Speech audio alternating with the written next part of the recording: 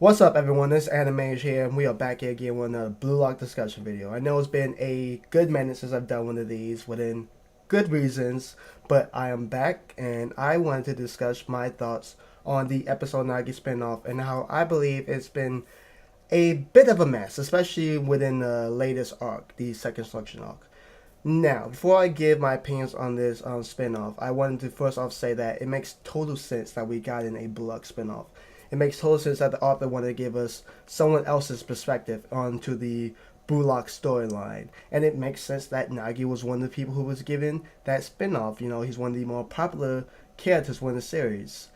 However, the problem with giving someone like Nagi a spin-off is that we have seen Nagi's journey, at least a little bit, within the mainline series. And because of that, we have to follow a certain timeline within the spin-off. Things have to coincide with what we know about the main series, and I'll get to that later when I get to the second selection arc. But first, I want to give my thoughts on the first selection arc and how I believe it did that. Now, for me personally, I feel like the first selection arc was so-so. While it was cool to get some internal dialogue with Nagi, especially in the matches that we haven't seen, when we got to his match against Isagi and Team Z, that's when things kind of felt rocket to me, because a lot of the stuff was either stuff we already knew or stuff we could assume based off the events of the main storyline. As I said before, it was cool to see some added dialogue and added conflict within Nagi in this match. It was stuff that we already knew, so that match was kind of, I don't want to say skippable, but you could kind of read past it and not really glean anything extra from it.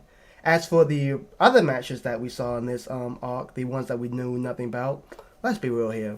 I don't think anyone cared about Nagi's match against the two twin brothers or his match against Nico. However, I will say his match against Baro, that was actually good. I actually enjoyed that a lot. I always loved Baro's and Nagi's rivalry. It's one of my favorite rivalries in the series. And I love that we got in that extra detail of that match in this arc. That was, in my opinion, the best match on the arc. But the other three was just, they didn't move me, I should say. They didn't move me. On to the second selection arc, and this is where things really get dicey for me. First off, as I said before, because we already seen Nagi's story, especially in this arc, because he was following along Asagi for the majority of this arc, we already knew about these events happening already. So like his match against his first match against Rin, we already knew what happened. His match against Baro and Naruhaya, we already knew what would happen. His match against Ryo, Chigiri, and I always forget this boy's name. That's so sad. And kunigami, I don't know how I forgot his name. We already saw those events, so we already had the feeling of what we already knew. We already had a feeling of what was to come. We already knew what was coming. So as I say, even though it was cool to get some added details and some added internal monologue from Nagi, these matches, as I said with the Team Z match, you could read past them and not really glean much extra. Not much extra. There was still some extra there, but not enough to sink your teeth in, I should say. It wasn't until his rematch against Rin, and after the Sagi got chosen by Rin, where things really got juicy for me, because this is uncharted waters. And I was super excited for these next three matches. However, it's been real rocky for me lately. Okay? His first match was against Hiragi, Zantetsu, and Nico. And I was real interested in this match because we already knew, and this is what I mean by this spin-off series has to follow the events that took place in the mainline series. We already knew that Zantetsu was chosen by Nagi. We already knew that. And the other question was why and how. In my opinion, I don't think Zantetsu showed why he was chosen over Hiragi in this match. Right? During the beginning of this match, Hiragi was able to notify all three members of this team. He was able to notify Chigiri's weaknesses, Baro's weaknesses, and especially Nagi's weaknesses, and exploit them to the point where they were able to score the first three goals of the match, bringing them up 3-0. And I was like, okay, Hiragi's definitely the standout performer of this team. So why the heck did they not? Why the heck did they pick Zentetsu? My guess was that Zentetsu has some type of second awakening similar to the one that Chigiri had in their match with the previous match of the 3v3 match, right? I expected something similar to that, but we didn't get that. What happened instead was Nagi and his teammates scored the next 5 goals of this match, and even though Hiragi didn't do much to stop them, neither did Nico or Zentetsu. Neither one of them, especially Zentetsu, impressed me enough for them to justify them choosing Zentetsu over Hiragi. He was the reason that team was able to score those 3 goals in that match, in my opinion. It made more sense to choose him over Zentetsu, in my opinion. But because the author kind of rolled himself into a corner here, he had to give some reasoning for why they chose Zentetsu. And that reasoning was that they wanted his speed. Something that he hardly showcased in that match. And it's not like they desperately needed that speed, especially when you have a speedster like Chigiri, who is a much better speedster than Zentetsu. Even at this point of the series, he was a much better speedster than Zentetsu, in my opinion. So his speed wasn't really necessary for this team, in my opinion. But that's that match. Then we move over to the final 4v4 match where he played against, I actually have the names this time, Karasu, Otoya, Himizu, and Kyori. And I feel like this match is going to face the same problems that his match against Hiragi is going to face.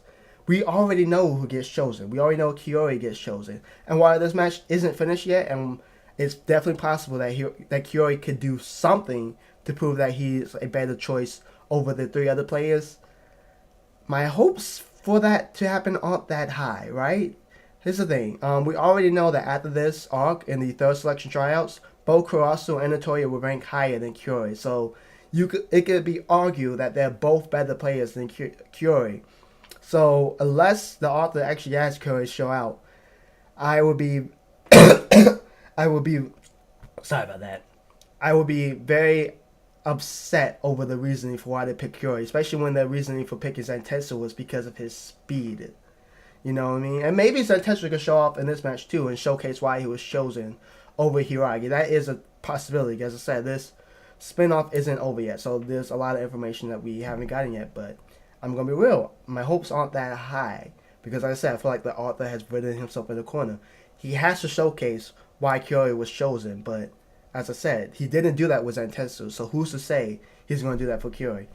And speaking of Karasu and Otoya, something else that is a major flaw in this manga is the fact that despite playing against Chigiri in this arc, they act like they don't even know him or his weapon in the 3rd selection trials, right? That doesn't really make sense to me, unless Chigiri doesn't do anything in this match to have them remember his speed is his weapon.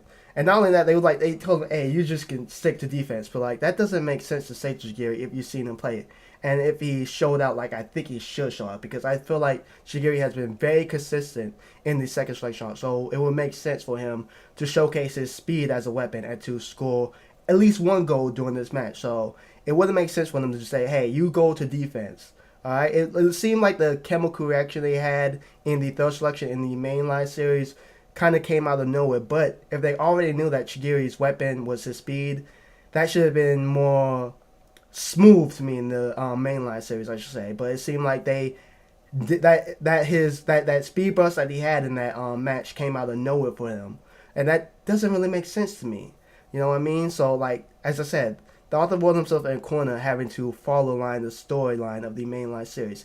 There was a lot of ways he could have went about this. He could have had anyone been Zentetsu's teammate, or he could have Zentetsu done something to show why he was chosen over Hiragi, but that's not what happened. Instead, he introduced Hiragi, who is an excellent player, and had him play, in my opinion, he played way more of a role in that match than Zentetsu. And we have the same thing happening in this match. Not only do we have to have Kyori, show out over Karasu or Otoya, but you have to explain why Karasu or Otoya didn't seem to know about Chigiri in the 3rd selection trials, which doesn't make sense. He could have had anyone been Kyori's teammates. He had Himizu, someone who we know nothing about, be his teammate. Why not introduce 2 other characters we don't know anything about. But that's my thoughts. I want to hear from you guys. Are you guys impressed by what you guys seen from this spin-off series, or do you guys want more from this author? Do you think he rolled himself into a corner like I do, or do you think every explanation he has given to us has been justified? Leave your thoughts down below, and if you guys enjoy this, please leave a like, please share with your friends, and hit that subscribe button with the notifications turned on. I am trying to get to 600 subscribers. I'm about halfway there right now. I'm about 439, so help me get to there. Thank you, and I'll see you in the next one. Bye bye.